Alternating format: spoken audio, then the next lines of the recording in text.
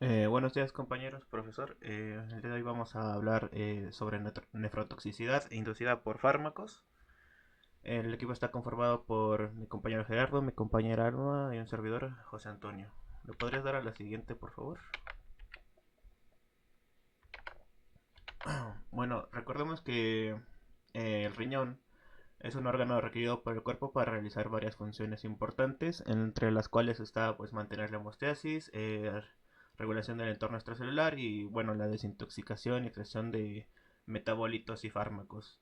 Eh, es importante mencionar aquí que el riñón puede ser, más bien es vulnerable a acciones de fármacos y toxinas, ya que igual cuenta con una mayor irrigación y bueno, pues también recordemos que esta es una vía de eliminación de fármacos y sus metabolitos. De la que sigue, por favor.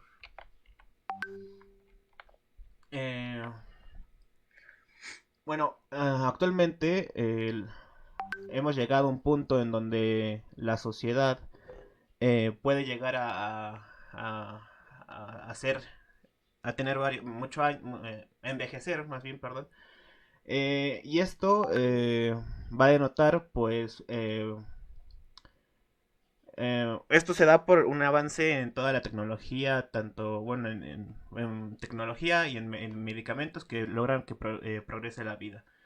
Eh, Hay enfermedades crónicas como la diabetes o hipertensión que como sabemos pues van a causar también un deterioro de la función renal. Y bueno, también conforme vamos avanzando en los años van introduciéndose nuevos fármacos para combatir ciertas enfermedades que van saliendo. Aquí es importante pues que conforme se van conociendo, lanzando nuevos fármacos, debemos conocer sus características farmacocinéticas e igual el efecto tóxico que pueden tener estos fármacos. Por eso es importante que evaluemos la función renal de los pacientes, más cuando ya son adultos mayores, para poder verificar o saber qué fármacos administrar y a qué dosis. ¿Le puedes dar a la siguiente, por favor?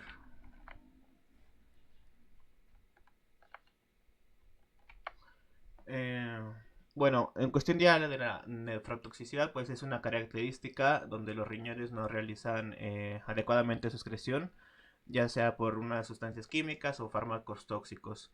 Aquí aproximadamente el 20% de la nefrotoxicidad es inducida por fármacos y en adultos mayores pues esto puede aumentar hasta un 60%.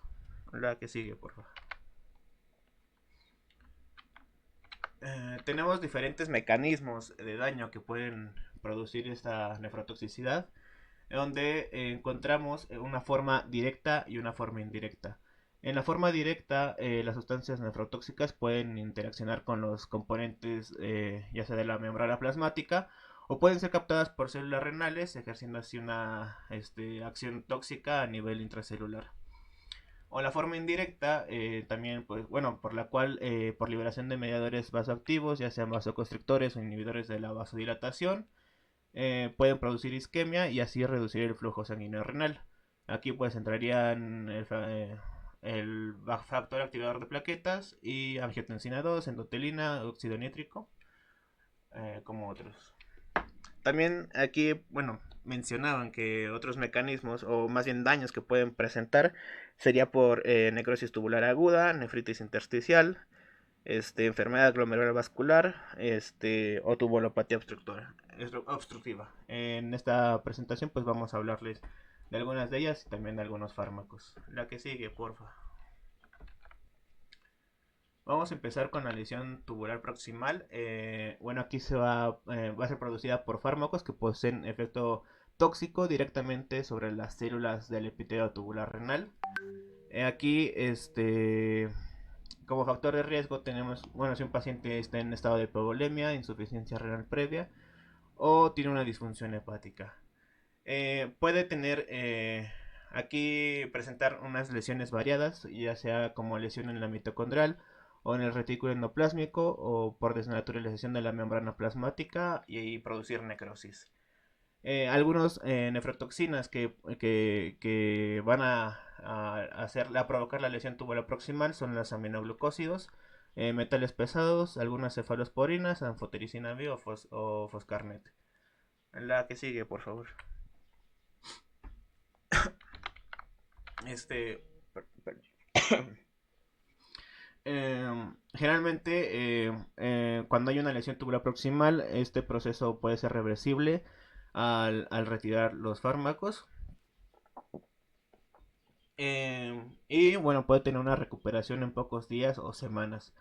Ya si llega a haber algún un daño después de esta lesión, pues puede quedar alterado el transporte de sodio y potasio. Y bueno, y también puede haber una alteración en la capacidad de acidificación y concentración de solutos. ¿Me das la que sigue, porfa?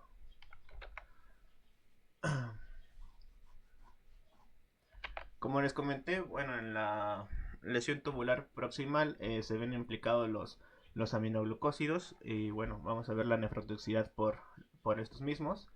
Eh, Estos fueron introducidos desde 1944 y han constituido una familia de antibióticos que son ampliamente usados. Como sabemos, tiene una actividad bactericida contra microorganismos gram negativos. Y pues entran aquí pues la neomicina, kanamicina, gentamicina, tobramicina, amicacina. Y bueno, es importante mencionar que estos aminoglucósidos pues no son metabolizados por el ser humano. ¿Me das la que sigue, por favor? Eh, bueno, estos se excretan de forma inalterada por los riñones, por la filtración glomerular, y son libremente filtrados y excretados pues sin experimentar ninguna modificación. Eh, Aquí pues algunas porciones se acumulan en el segmento apical de las células tubulares proximales, alcanzando concentraciones mayores que en el plasma y pueden ser reabsorbidos en este sitio y de esta forma van a provocar una toxicidad en el túbulo. ¿Me das la que sigue, por favor? Estos pues se van a unir, esos fosfolípidos se unen a la membrana tubular y va a a ver, permíteme.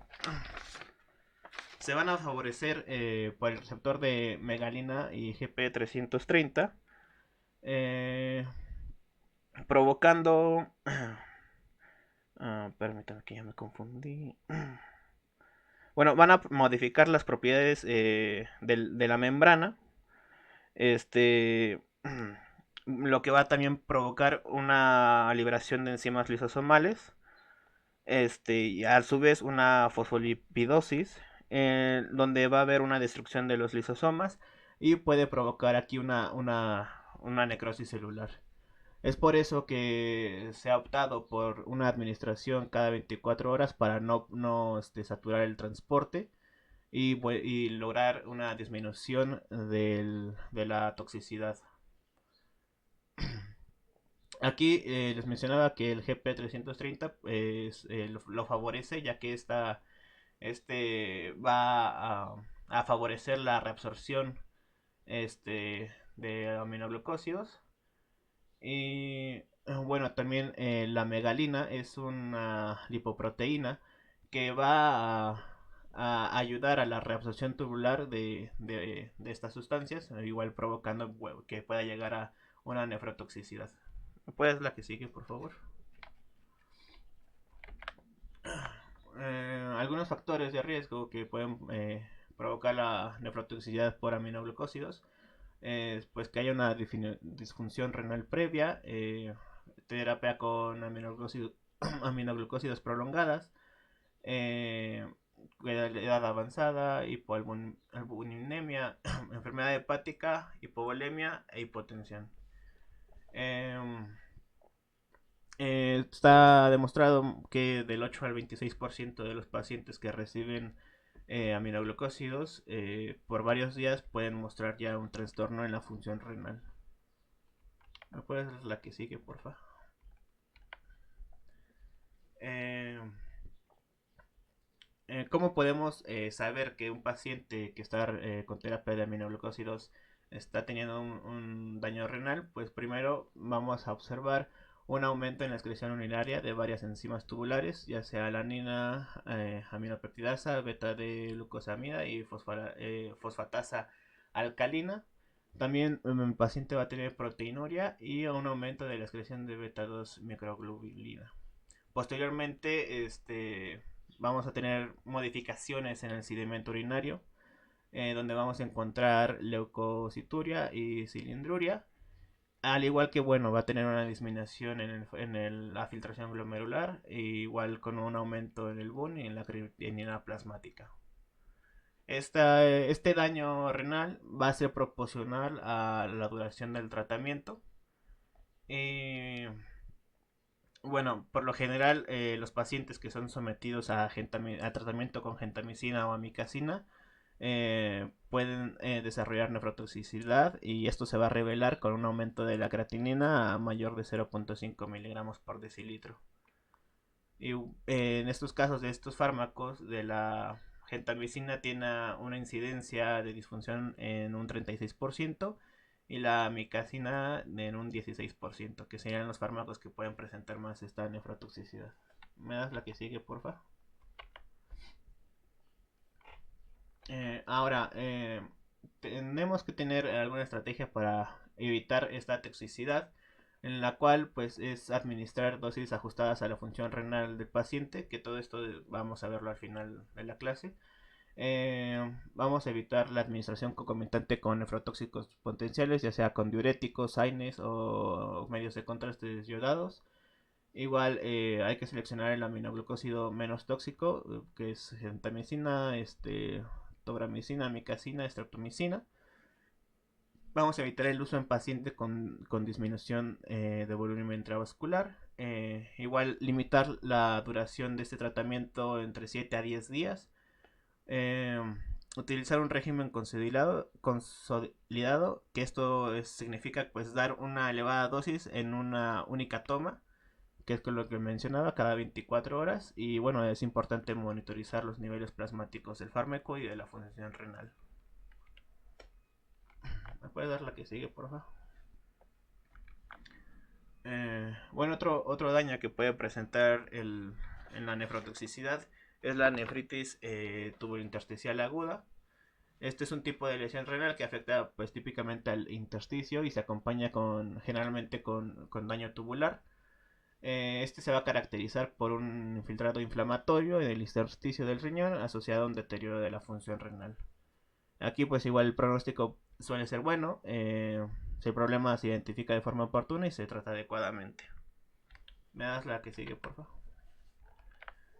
Este, en cuestión de su epidemiología, pues el diagnóstico histopatológico presente entre el 1 y el 3% se presenta entre el 1 y el 3% de las biopsias renales que se hacen. Vamos a encontrar una nefritis tubulointersticial aguda. En caso de los pacientes que tengan una lesión renal aguda, este porcentaje puede incrementar hasta el 3 al 27%. Y bueno, podemos sospechar de que tengan nefritis tubulointersticial aguda a los pacientes que tengan tratamiento con AINES, antibióticos o alguna polifarmacia, en caso de igual que sean adultos mayores. Eh, ¿Me puedes dar la que sigue, por favor?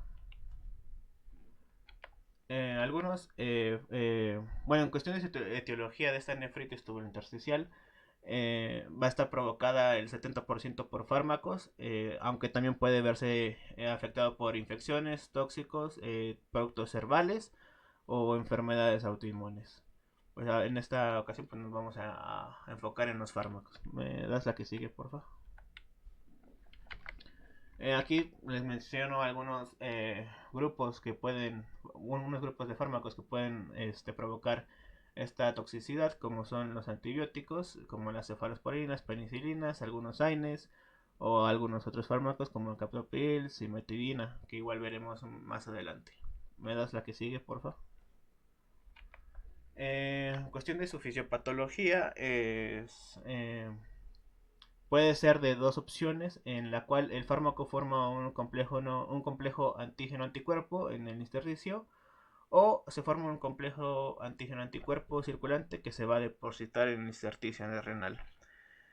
Aquí es importante mencionarles que es un mecanismo de hipersensibilidad, pero esto es de forma tardía. Este, ahora, los medicamentos se van a unir a la membrana basal tubular y esto va a comportarse como un antígeno y va a inducir por ende una respuesta inmune con este, como un anticuerpo. Eh, Recordemos que pues la mayoría de los medicamentos pues son moléculas pequeñas y pues no tendrían que presentar esta propiedad inmunológica, pero se van a unir a proteínas transportadoras y bueno, se pueden ya comportar como un antígeno.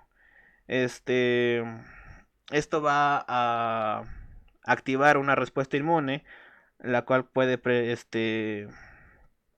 como les decía, presentarse en la circulación y llegar directamente al riñón.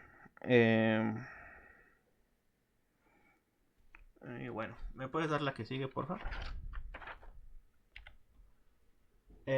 Algunas manifestaciones clínicas que se van a presentar cuando un paciente tiene nefritis tubulointersticial van a estar asociadas a manifestaciones sistémicas de hipersensibilidad, en las cuales se encuentran estas tres, que son la erupción cutánea, fiebre e eosinofilia. Igual el paciente puede presentarse con astenia, dianemia, náuseas o vómito. Igual alteraciones en el volumen urinario, puede presentar igual poliuria en casos graves o en casos graves oliguria o anuria. Eh, También como síndrome de Fanconi, que es acidosis tubular tipo 2, glucosuria, fosfaturia, aminosiduria, aciduria. Y bueno, igual dolor en el flanco renal, ya que va a tener edema el paciente y distensión de la cápsula renal. Y en un 15% puede presentar hematuria. ¿Me das la que sigue, por favor?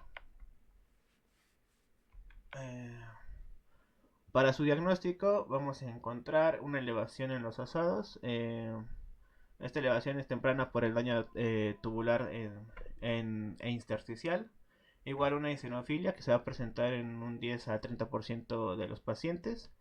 Aquí hay que descartar parásitos o alergias o neoplasias que igual puedan provocar eosinofilia. Igual en el sedimento urinario vamos a encontrar leucocituria, microhematuria o cilindros leucocitarios. Que aquí los cilindros puede hablarnos más sobre que son característicos de la nefritis, pero no igual no siempre se van a encontrar. Podemos encontrar proteinuria. Esto se puede dar por algunos AINES. Y bueno, en la ecografía el tamaño renal puede estar normal o puede estar aumentado por el edema. Y si realizamos una gamografía con galio 67, podemos encontrar la incremento en la captación de galio, pero igual pues no es específico de la nefritis tubulointersticial. ¿Me puedes dar la que sigue, por favor? Pues como el estándar de oro sería realizarle al paciente una biopsia renal. Eh, Esto pues está indicado para pacientes con deterioro de la función renal, que el uroanálisis esté compatible con la patología y que no tenga un medicamento sospechoso. Igual, igual si presenta un deterioro en la función renal con el uso de medicamento que sea compatible con esta patología. Y lo que vamos a observar en esta biopsia va a ser un intersticio ensachado por edema con infiltrado inflamatorio de tipo mononuclear, con predominancia en linfocitos y células plasmáticas, e igual una presencia de eosinófilos en la mayoría de los casos. Me das la que sigue, por favor. Aquí pues como tratamiento es retirar el fármaco y esperando que remitan los síntomas. En dado caso de que después de una semana nos hayan remitido estos síntomas, pueden emplearse terapia esteroidea. eh, como les mencioné, pues que era... Ay, perdón. Que era por una forma de hipersensibilidad. Entonces encontré esta imagen de la derecha donde se puede usar metilprednisolona, una dosis de 250 a 500 miligramos por 3 a 4 días, luego pasar a prednisolona oral, que sería 1 miligramo por kilogramo por día durante 2 semanas, y luego ir disminuyendo gradualmente la prednisolona en una duración de 8 a 12 semanas. La que sigue, por favor.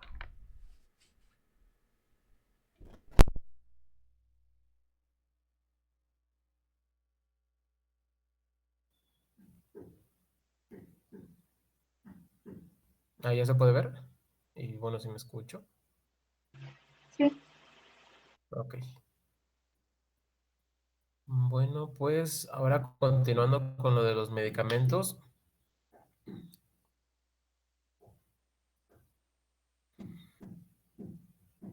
Bueno, en lo que carga la presentación. Pues nada más a modo de recordatorio, pues recordar que bueno, que el riñón es uno de los mecanismos pues, más importantes en la excreción y pues en este están implicados lo que es la filtración glomerular, la secreción tubular y la reabsorción tubular, ¿ok? De los fármacos que les vamos a hablar en esta clase, además de los aminoglucósidos, pues serán los antifúngicos, antivirales, AINES y en las cefalosporinas en este caso, porque, bueno, el otro ya se los mencionaron. Bueno, iniciando con los antifúngicos, tenemos que este grupo de fármacos pues se pueden clasificar bueno, tiene 5 divisiones de acuerdo a su composición química. Son los polienos, azoles, alilaminas, lipopéptidos y pirimidinas. En esta clase pues nos vamos a centrar en los polienos y este grupo centra a 3 fármacos, que es la nistatina, que esta es utilizada principalmente para el tratamiento de infecciones cutáneas y mucosas por cándida, generalmente pues es bien tolerado. En cuanto a la natamicina, pues es más como dato curioso el hecho de que se utilice como conservador en productos de, que tienen productos lácteos y en carne, y la anfotericina B, que este es el principal de este grupo que responsable de nefrotoxicidad. ¿Ok? Los 3 comparten un compuesto que se llama micosamina, que ese está involucrado con su mecanismo de acción. Lo que va a hacer la micosamina es que se une al ergosterol que se encuentra en la membrana fúngica y genera una desestabilización de su membrana, ¿ok? Y esto es lo que le da su acción fungicida. En cuanto a las indicaciones, pues vamos, la anfotericina B es el que tiene mayor espectro en cuanto a sus indicaciones. Bueno, ahora sí, centrándonos un poco más, la anfotericina pues presenta, además de este mecanismo que les menciono, me presenta otros, como lo es la formación de canales que alteran la permeabilidad, el secuestro de ergosterol, producción de especies reactivas de oxígeno y la secreción de interleucina 1 beta. Esto se los menciono porque es importante en cuanto a la génesis del daño renal. ¿Ok? Bueno, este fármaco tiene diferentes presentaciones, entre las cuales es la desoxicolato de anfotericina B, tiene otras formas, que es el complejo lipídico, forma coloidal y forma liposomal. La forma liposomal realmente es la mejor debido a que presenta mayor seguridad en cuanto a su uso, ya que pues casi no se presentan sus adversos, pero es de muy alto costo. Entonces mencionaba que se utiliza más el desoxicolato de anfotericina B, esto por, como les menciono, su bajo costo. El problema con este es el que tiene, de todas estas formas, es la que tiene mayor probabilidad de presentar sus adversos. Y bueno, como les decía, este es el que tiene mayor espectro disponible contra hongos de alta patogenicidad y oportunistas principalmente. Esta tabla de posología realmente se las puse para hacer énfasis en el hecho de la dosis que se utiliza en diferentes patologías.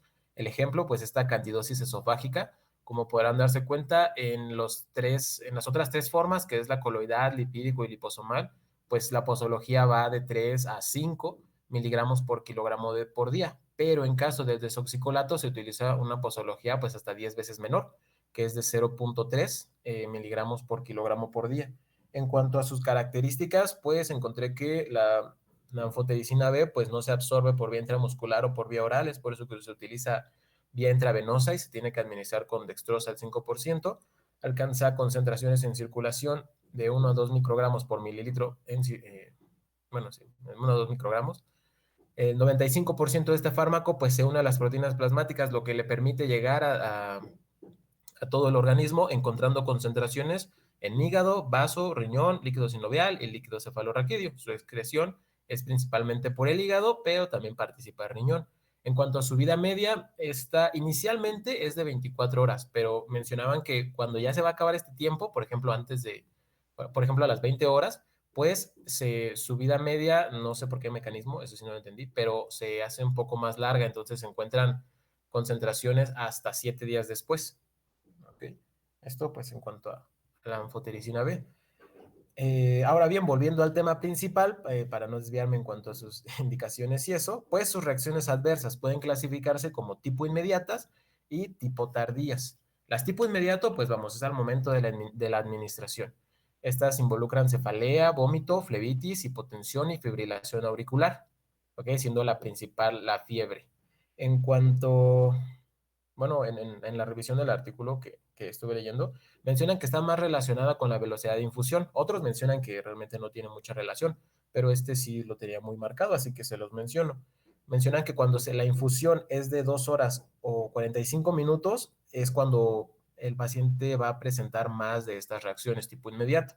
Es por eso que se recomienda una infusión mayor de 6 horas o hasta de 24 horas.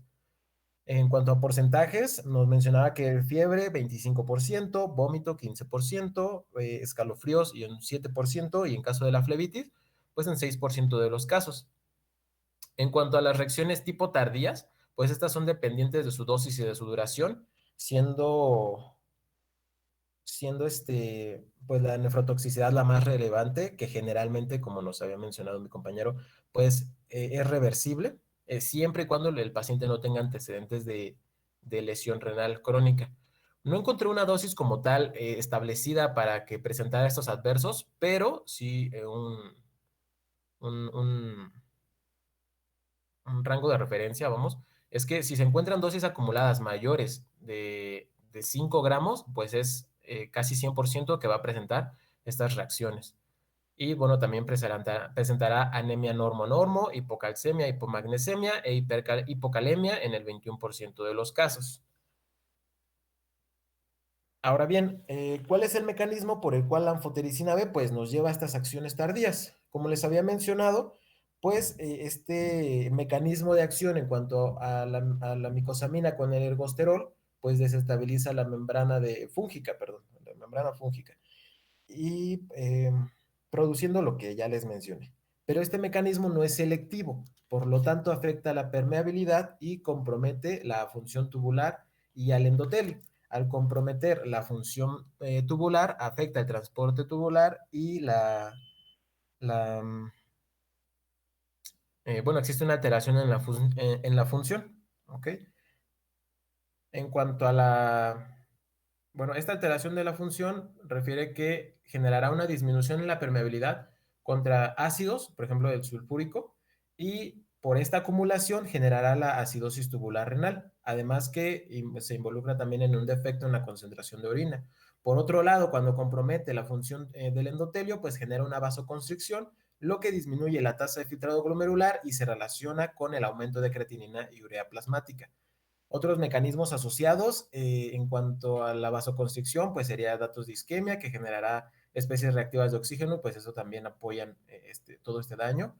Y en cuanto a la anemia normo-normo, mencionan que existe una inhibición de la síntesis de eritropoyetina y esto generará la anemia normocítica normocrómica.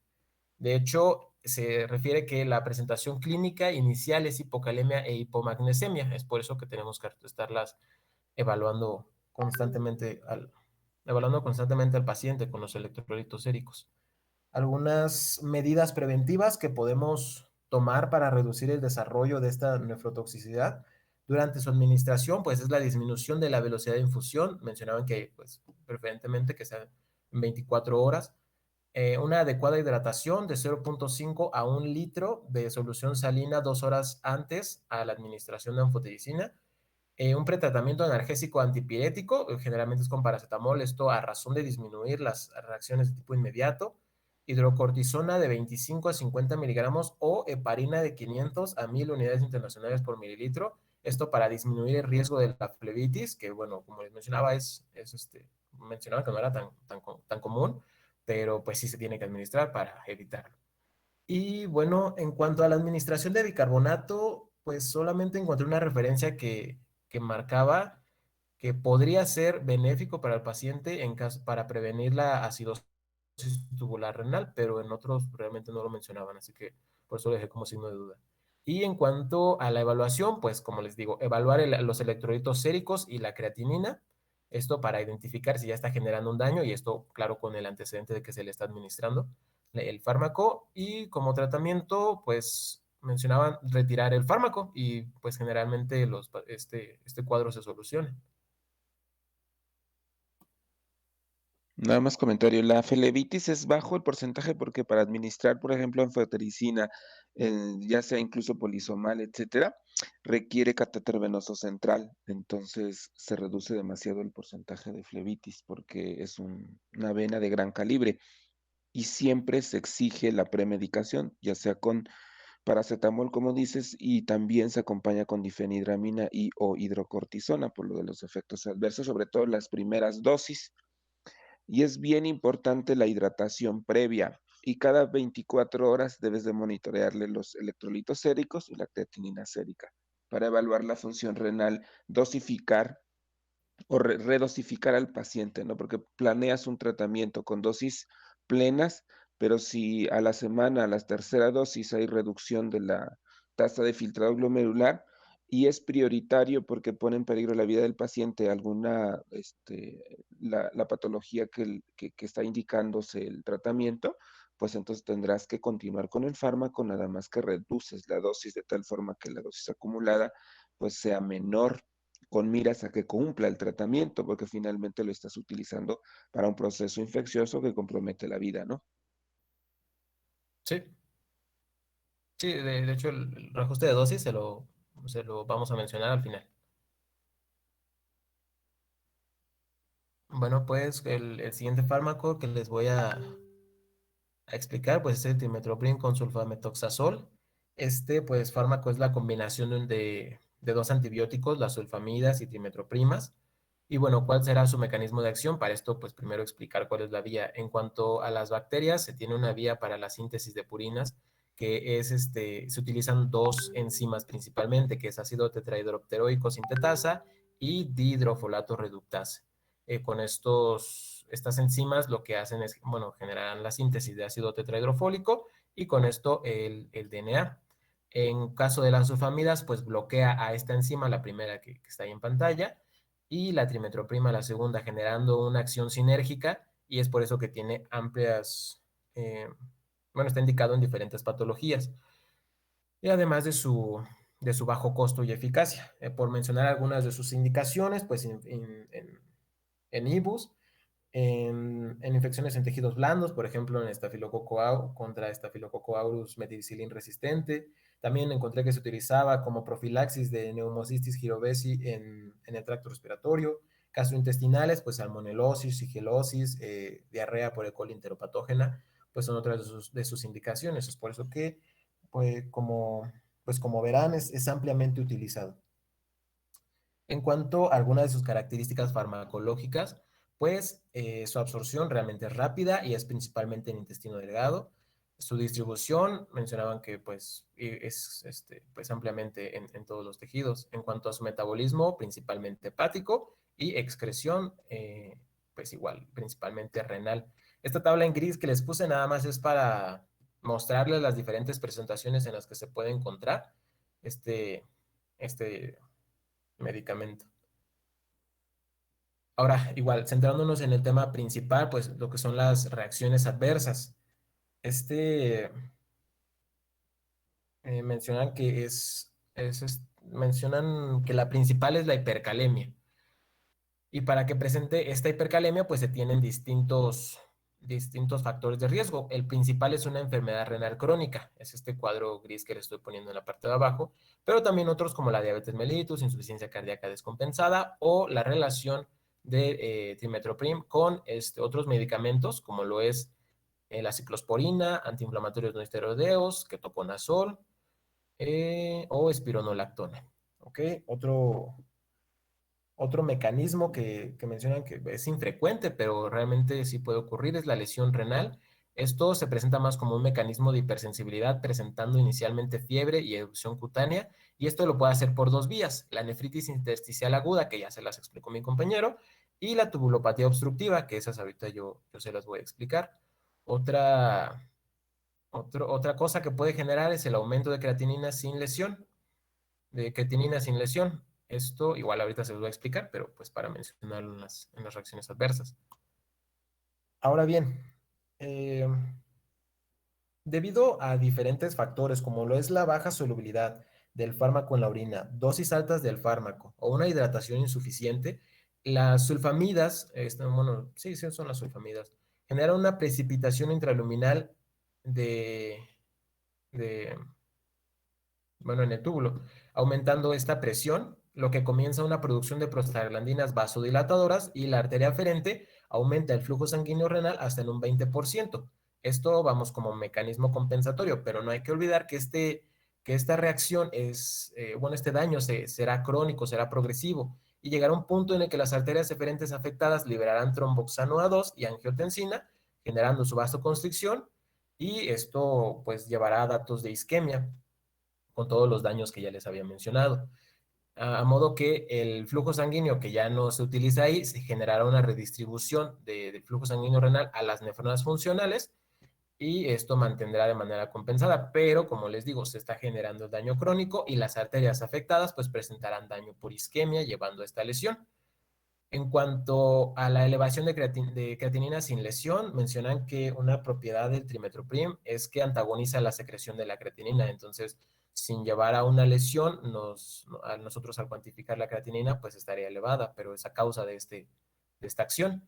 En un estudio que revisé, que eran alrededor de 1,600 pacientes, que se estudió con su administración de este fármaco, pues mencionan que 11,2% tuvo lesión renal, el 0,9% únicamente elevación de creatinina, y el otro 88% pues no tuvo alteración renal.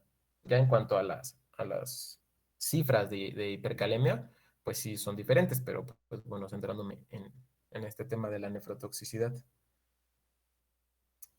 ¿Cuáles son sus medidas preventivas?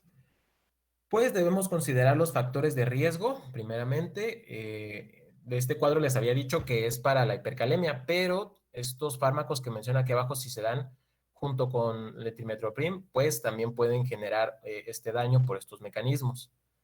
Tenemos que vigilar los electrolitos y la creatinina, debido a que la lesión renal mencionan que se presenta en promedio entre 3 a 8 días. Y bueno, considerar el cambio de antibiótico, debido a que sí está ampliamente utilizado en diferentes patologías, pero pues sí podemos cambiar en caso de que ya esté afectando al paciente, o si no, un reajuste de dosis, como nos mencionaba. El siguiente del que les voy a mencionar, pues son las cefalosporinas. Estos son parte, bueno, recordemos que son parte del grupo de los betalactámicos, penicilinas, cefalosporinas, carbapenémicos. Estos entran en esta clasificación, y ahora dentro de estas cefalosporinas pues tenemos diferentes grupos, bueno, generaciones, que les voy a mencionar algunas generalidades nada más para no dejarlo así de lado. En la primera generación, pues son más eficaces contra gram positivos. De hecho, se utiliza más en infecciones quirúrgicas, por ejemplo, en Staphylococcus aureus. Y aquí encontramos a la cefalexina y cefazolina. Aquí no hay que, hay que mencionar que si se da un tratamiento concomitante de cefalosporinas con penicilina, ya sea por automedicación o alguna otra recomendación, pues genera una mayor probabilidad de daño renal. ¿Okay? En la segunda generación encontramos a cefotetán, cefoxitina y cefuroxima. Esto más eficaz contra gram negativos, el ejemplo, pues, Haemophilus influenza. En la tercera generación, ceftriaxona y cefotaxima. Esto, pues, es el que tiene mayor espectro en cuanto a gram positivos y gram negativos. Y en la cuarta generación es cefepima, que este es más resistente a las beta-lactamasas y es utilizado más en pseudomonas. Hay una quinta generación, pero mencionaban que no está disponible en México, así que pues no la menciono. Y pues bueno, este grupo de fármacos realmente tiene un amplio espectro contra múltiples microorganismos. La nemotecnia que está arriba, ¿no? Proteus, Escherichia, Klebsiella, Anaerobius, Moraxella, Neisseria, Salmonella y Haemophilus influenzae.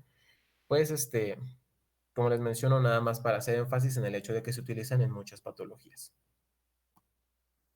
En cuanto a sus reacciones adversas, como les había dicho, al juntar estos fármacos puede generar una reacción de hipersensibilidad llevando a la nefritis intersticial, esto mediante el mecanismo complejo apteno-acarreador.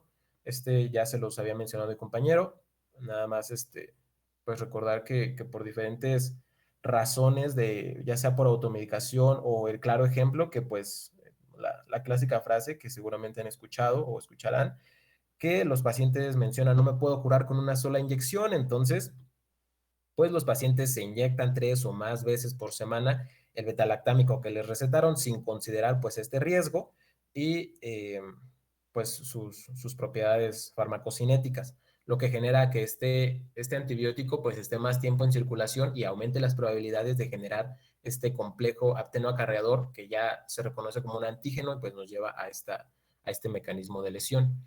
En cuanto a la tabla de al lado, solamente para hacer énfasis igual en el hecho que las nefropatías intersticiales agudas, pues, están principalmente dadas por la ampicilina y cefalosporinas, ciprofloxacino, vamos, los antibióticos, hasta en más del 75% de los casos. Esta tabla que está en la parte de abajo es más para para evidenciar, bueno, ya es algo antigua, es de 2005, pero me pareció pues didáctica para poder saber cuáles son las afectaciones que van a presentar estos pacientes en cuanto al consumo y que ya se haya presentado esta lesión por este tratamiento. Se deben considerar los factores de riesgo, el tratamiento concomitante con penicilina y mencionaban que realmente el tratamiento es suspender el fármaco y tratar de educar al paciente, ¿no? Que no se esté automedicando por estas razones. Bueno, en cuanto a los AINES, pues estos antiinflamatorios no esteroideos pues han sido utilizados ampliamente para el tratamiento del dolor, ¿ok? Actúan inhibiendo la ciclooxigenasa, esta enzima que cataliza la conversión de ácido araquidónico a prostaglandinas y a otros compuestos como es la protaciclina y los tromboxanos. De estos, pues, se tienen múltiples reacciones adversas bien conocidas, por ejemplo, la lesión directa en la mucosa gástrica, llevando hasta una úlcera péptica, reacciones de hipersensibilidad, reacciones adversos hematológicos, inhibición de la agregación plaquetaria, pero bueno, centrándonos en su alto potencial nefrotóxico, pues generado principalmente de igual manera por una automedicación y un tratamiento crónico. ¿Ok? Ahora, ¿cómo va a ser el mecanismo por el cual nos va a llevar a este tipo de lesión? Pues vamos, de manera natural se presenta la enzima COX-2 siendo constitutiva en el riñón y esta produce prostaglandinas, por lo que permite la vasodilatación y mantiene el flujo sanguíneo renal óptimo. Vamos, favorece su perfusión. Ahora, ¿qué sucede cuando nosotros administramos un AINE? Pues la inhibe, generando que la vasodilatación ocurra. Esto se reconoce como que el organismo tiene una disminución de volumen, lo que para mantener la tasa de filtrado glomerular se activa el sistema renina-angiotensina-aldosterona para retener líquidos, generando vasoconstricción en la arteria aferente. Sin embargo, por el bloqueo de estas prostaglandinas, pues no va a ocurrir la vasodilatación, generando un escenario ahora en el cual se comprende una hipoperfusión por la vasoconstricción de la arteria aferente y de la eferente. ¿Okay? Y pues esto nos condicionará a que nos lleve a la nefropatía por AINES de manera crónica y una posterior necrosis. Este sería como el mecanismo. Pero mencionan que estos fármacos tienen diferentes mecanismos. De hecho, hay una tabla más abajo en el cual pues se mencionan por cuáles mecanismos pueden generar lesión renal estos fármacos. A modo de resumen. Esta tabla es de un estudio que son hospitalizaciones por insuficiencia renal aguda inducidas por AINE. Los factores de riesgo que se tomaron fueron pacientes mayores de 65 años, cirrosis hepática, insuficiencia cardíaca y tratamiento concomitante con diuréticos para que se generaran que todos estos pacientes que se estudiaron pues presentaban al menos alguna de estos factores de riesgo. En cuanto a su riesgo relativo, mencionan que la indometacina es el que tiene mayor probabilidad de que genere una lesión renal, seguida de piroxicam, fenoprofeno, bueno, después ibuprofeno, y pues marcando a modo de conclusión que los más seguros estaban entre naproxeno y diclofenaco. ¿Ok? En cuanto a sus medidas preventivas, pues el diclofenaco y el naproxeno, les menciono, de eso lo ponía a modo de conclusión, son los AINES más seguros en cuanto a esta lesión renal, pero también se deben de considerar los factores de riesgo. Interrumpir su consumo y en este caso sí es más común que los pacientes por cualquier dolor pues estén administrando algunos de estos fármacos. Entonces se tiene que educar al paciente de este tipo de problemas o complicaciones que puede generar un uso pues, pues sin un uso descontrolado, perdón. Y pues en otras bibliografías mencionaban que también era pues factible el hecho de sustituir por paracetamol, pero en otras mencionaban que no, que pues igual no ayudaba mucho. Entonces, pues igual lo dejo en signo de duda.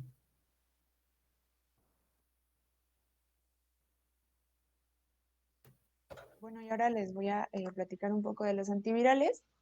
Dentro de los mecanismos de nefrotoxicidad asociados a los antivirales se encuentran los defectos en los transportadores renales, inducción de apoptosis y lesión mitocondrial, que pues esto se va a expresar como un daño renal. Del lado derecho les puse una tabla en la que están algunos antivirales y el mecanismo por el cual causan este daño. Les voy a hablar un poco más a detalle en las siguientes diapositivas. ¿Puedes cambiarle, por favor? Mm, ok.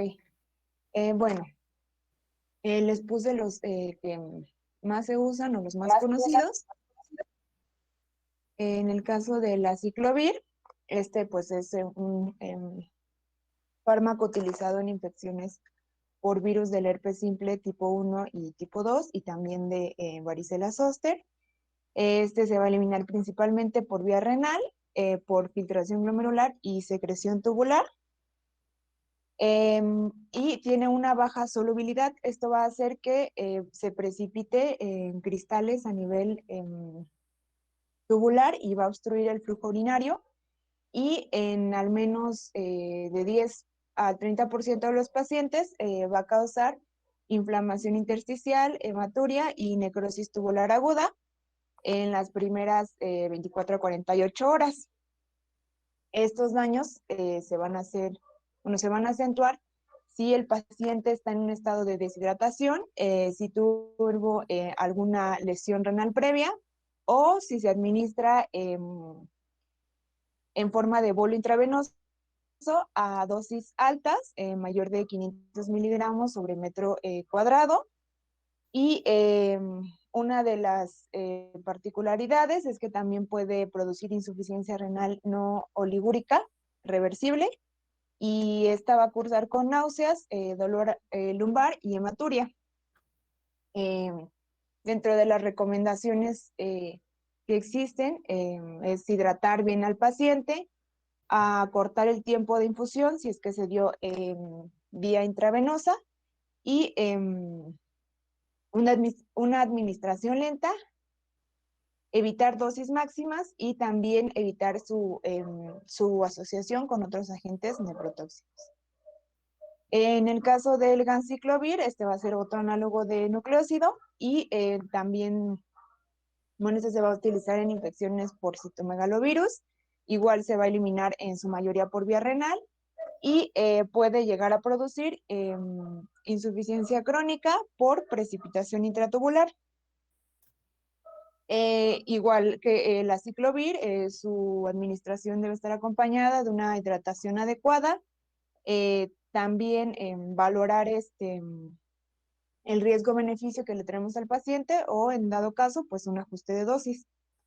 En el caso del Foscarnet, este es un análogo del pirofosfato inorgánico. Este va a ser bueno, un antiviral de amplio espectro con actividad contra VIH y herpes virus. Y también se va a utilizar en infecciones por citomegalovirus resistentes a ganciclovir.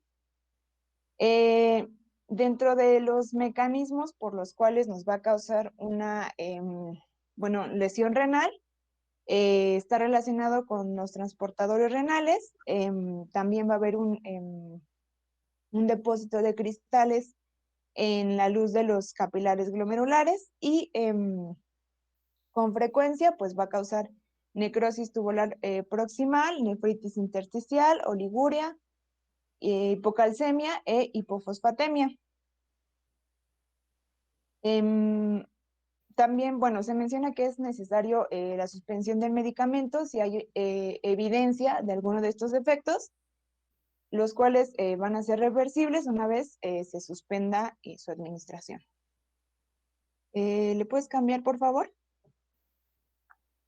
Y bueno, dentro de los retrovirales están pues los 3 grupos inhibidores de la transcriptasa reversa, análogos a nucleósidos, inhibidores de la proteasa y los inhibidores de la transcriptasa reversa no nucleósidos.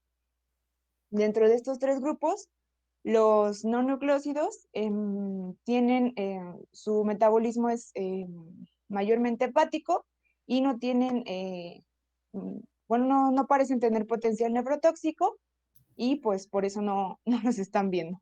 En el caso de los que sí son análogos a nucleósidos, el tenofovir va a producir alteraciones en los túbulos proximales, acompañada de acidosis, glucosuria, y también se han llegado a reportar casos de diabetes nefrogénica.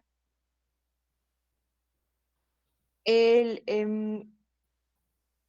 cidofovir también, bueno, este es indicado en infecciones por citomegalovirus, especialmente en pacientes con VIH. Igual se va a eliminar vía renal en la mayoría de su eliminación, y este se va a acumular en el túbulo proximal por alteraciones en el transportador humano de aniones orgánicos. Este transportador va a estar localizado en la membrana vasolateral de los túbulos renales y nos puede producir una insuficiencia renal aguda precedida por glucosuria y proteinuria. En el caso del adenofovir, igual es pues un inhibidor de la transcriptasa inversa, va a estar indicado en el tratamiento de hepatitis, y sus alteraciones también están relacionadas al transportador humano de aniones orgánicos y se va a manifestar la nefrotoxicidad por un aumento progresivo de la creatinina plasmática y también puede cursar con hipofosfatemia. En el caso de estos 3 fármacos, se recomienda, al igual que en los otros antivirales, una adecuada hidratación y ajustar la dosis. Y ya por último, los inhibidores de la proteasa, el Indanivir va a ser utilizado pues en pacientes con VIH. Este va a producir precipitación de cristales, nefrolitiasis y también se mencionaba que insuficiencia renal aguda obstructiva. Esta reacción va a ser más frecuente en los niños. Y en el caso del ritonavir, no hay como un mecanismo de lesión asociado y sus daños renales se van a revertir una vez que se suspenda el fármaco. En el caso de estos, bueno, de los retrovirales como tales, pues se recomienda igual una adecuada hidratación y una evaluación frecuente de la función renal, sobre todo porque pues son fármacos que se utilizan en pacientes con VIH y pues estos a veces antes de iniciar la terapia con estos fármacos pues ya tienen alguna lesión renal, entonces es importante que esté monitoreo la función renal del paciente. ¿Le puedes dar la siguiente? Bueno, y esta es una tabla a manera de resumen de los mecanismos de nefrotoxicidad de diferentes fármacos. Dale la que sigue.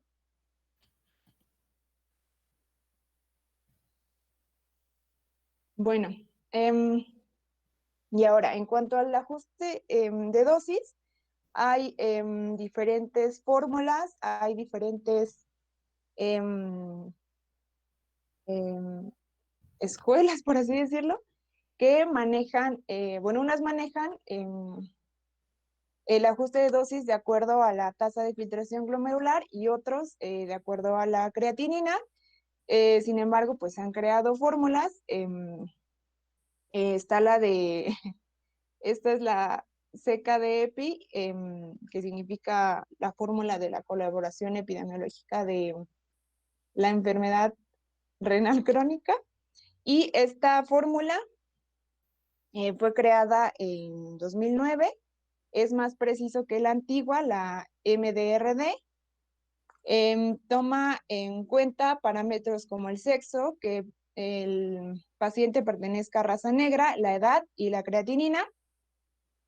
Es, bueno, un estudio que se realizó de estas dos fórmulas en pacientes, bueno, en personas mexicanas con función renal normal.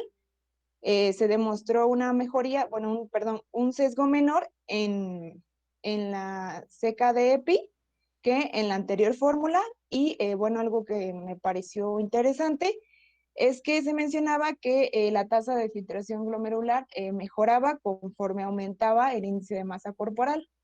Y pues en México es algo que abunda. Bueno, esta fórmula se ve un poco complicada, pero pues ya existen calculadoras que sacan el resultado de la fórmula de acuerdo a los criterios que te pide. Y bueno, pues esta tabla, porque de acuerdo al resultado, también se puede categorizar de acuerdo a la clasificación de la CADIGO. Pero pues, ¿les das a la siguiente? Lo importante aquí es que saquemos, bueno, que estimemos la tasa de filtración glomerular para poder hacer un reajuste de dosis en algunos medicamentos. Bueno, en las siguientes diapositivas van a poder observar muchas tablas porque pues son bastantes medicamentos. En cuanto al ajuste de dosis, se menciona que puede ser de dosis o de intervalo. Esto quiere decir que pues ya sea que bajemos la dosis o que aumentemos el intervalo entre cada dosis. En la mitad de la tabla van a poder ver que está el filtrado glomerular de 50 a 25, de 25 a 10 y menor a 10, de acuerdo al resultado de la fórmula anterior. Y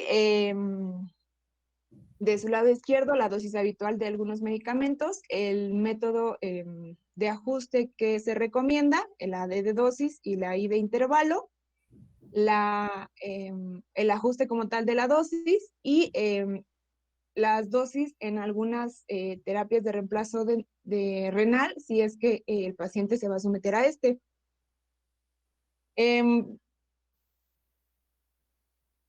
Como pueden ver, por ejemplo, en el caso de la amoxicilina, y hay unas, bueno, y otros fármacos que no hay como tal ajuste de dosis. En estos casos, hay algunos que se menciona que deben darse la dosis habitual, pero considerando el riesgo-beneficio del paciente y pues estando valorando la función renal. Y pues yo creo que eso sería todo, Doc, porque puse las tablas para que mis compañeros las puedan ver, pero pues básicamente son muchísimos fármacos. Sí, afortunadamente en el internet puedes bajar las diferentes tablas. Lo fundamental y básico es lo que acabas de mencionar, estimar la tasa de filtrado glomerular por CKD-EPI y en base a la tasa de filtrado glomerular basarnos en la dosificación siempre y cuando el fármaco se elimine por vía renal.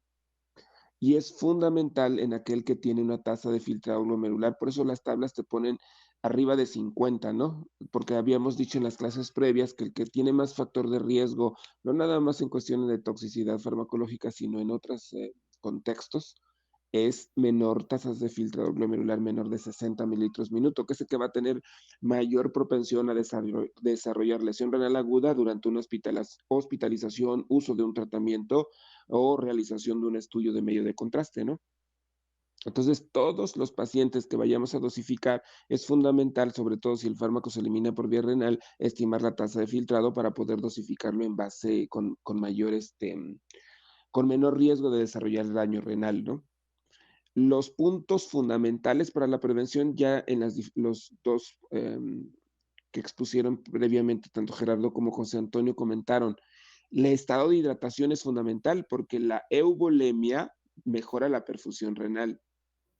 Y si el paciente tiene descenso del volumen circulante efectivo y luego le agregas un nefrotóxico, ya sea un antibiótico, antiviral, etcétera, y luego le agregas algún AINE, entonces realmente estás contribuyendo terriblemente a que ese paciente desarrolle deterioro de la función renal y sobre todo si tiene una tasa de filtrado glomerular menor de 60 mililitros minuto. Generalmente para dosificar al paciente lo que estamos acostumbrados siempre es a dosificarlos en base a tasa de filtrado glomerular, no tanto a los niveles absolutos de creatinina sérica, porque nos vamos a equivocar un poquito más.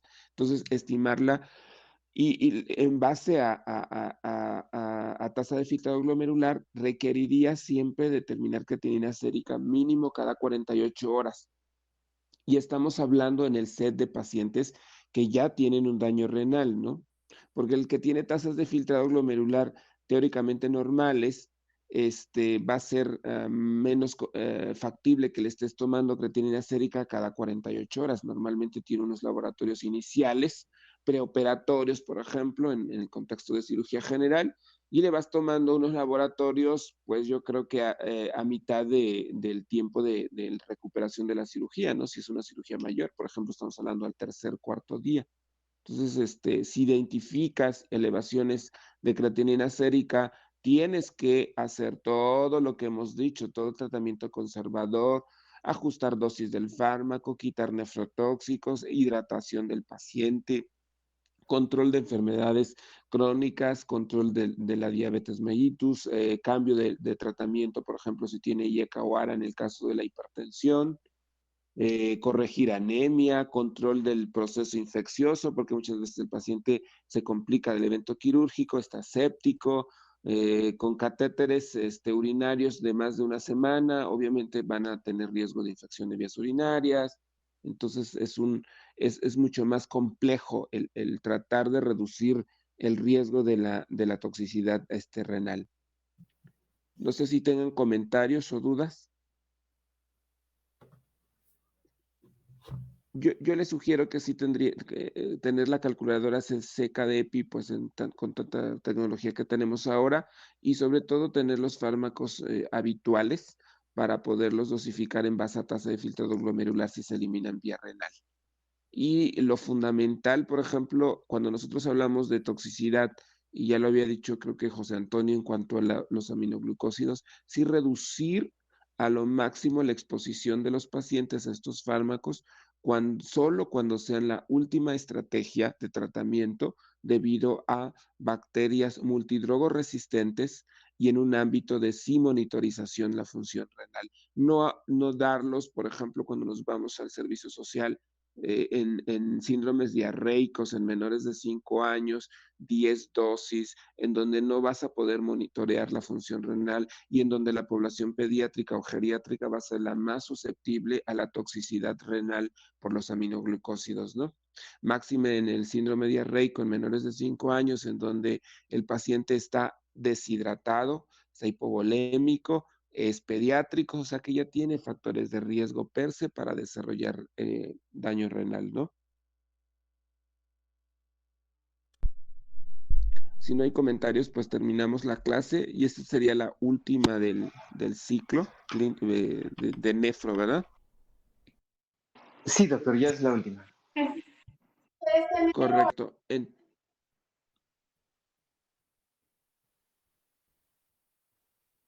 ¿Sí me escuchan? Sí, doctor.